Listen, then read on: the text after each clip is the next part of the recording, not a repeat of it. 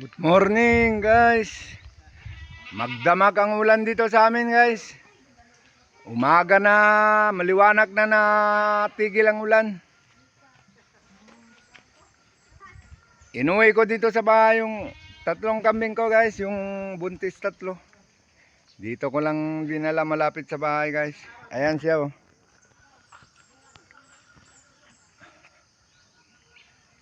Ito yung isa oh.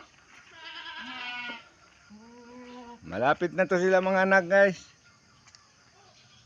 Andun pa yung isa guys oh. Ayun ang isa. Yan baka ng pamangking ko guys. Yan baka ng pamangking ko. Dalawa lang naiwan doon sa kulungan nila guys. Yung doon sa buntot. Puntahan ko pa ngayon yun. Ilagay ko muna tong kumpay na iwan dito isa.